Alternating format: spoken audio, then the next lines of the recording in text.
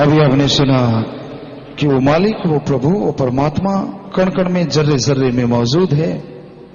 हर पल, हर समय, हर किसी की वो खबर रखता है। इसी से अंदाजा लगा लीजिए वो कितनी बड़ी ताकत है। एक बॉस अपने दफ्तर का हिसाब किताब करता है, पसीने छूट जाते हैं। बड़ी कंपनी के डायरेक्टर होते हैं, कई मैनेजर होते हैं, फिर जाके कितने कर्मचारी होते हैं, तब जाके कहीं हिसाब किताब बराबर होता है।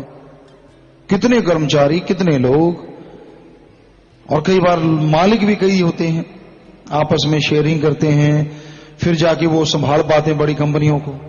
लेकिन देखिए, ये एक त्रिलोकी, ऐसी सैकड़े त्रिलोकियां हैं। आगे सचखंड सतलोकानामी सब कुछ है, खंड ब्रह्मांड, सबका हिसाब रखने वाला एक है, और वो सबका रखता है। क्या चींटियां कितनी होती हैं देखिए, एक बिल में सैकड़े हजारों चींटियां होती हैं, सबका हिसाब उसके पास। अरबों आदमी है, सबका हिसाब उसके पास है ना कमाल। इससे बड़ा अजूबा और क्या हो सकता है। वेद शास्त्रों में, धर्मों में, पवित्र ग्रंथों में ये लिखा हुआ है कि वो कण कण की, जर्रे जर्रे की खबर रखता है।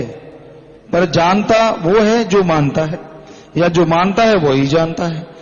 जो मान लेगा कि मेरा मालिक, मेरा सतगुरु, मेरा दाता, मेरा मौला दोनों जहां की खबर रखता है, और दृढ़ विश्वास कर लेगा, तो उसे दोनों जहान में ना अंदर कमी रहेगी ना बाहर कमी रहेगी।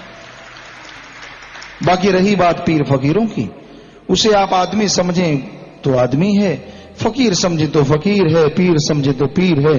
बाकी आपकी तकदीर है, कौन क्या समझता है, किसके अंदर क्या भावना है।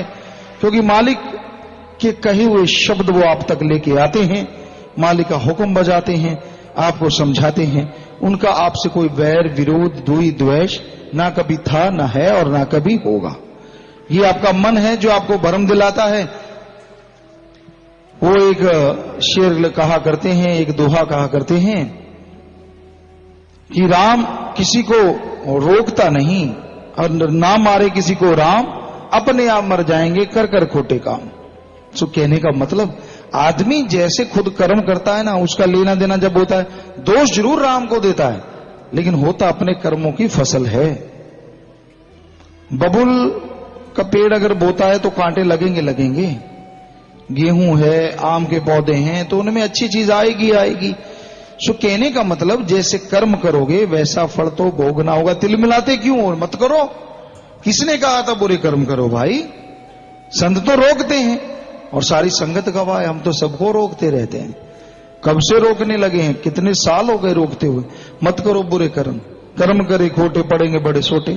साफ साफ, इससे साफ और क्या हो सकता है। सीधा जट्टू सौदा है, इस ऐसे करेगा तो ऐसे पड़ेगा बस।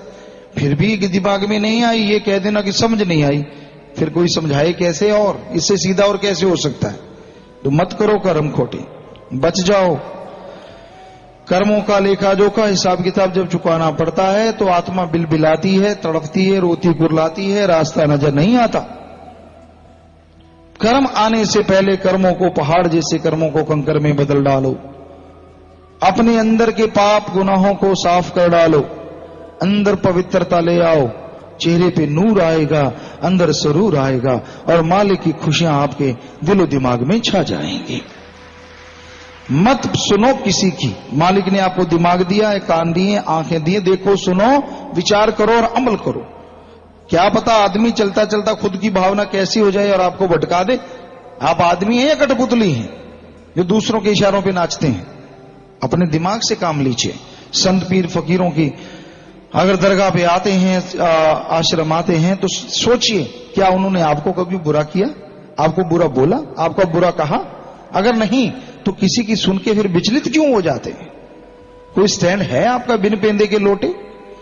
अपने स्टैंड पे रहो, मजबूत बन के रहो, इरादे बुलंद रखो, दृढ़ विश्वास रखो, तो ना अंदर कमी आने देगा मालिक, और ना बाहर कमी आने देगा। यकीन मानो, उसकी रहमो करम से माला माल जरूर हो जाओगे।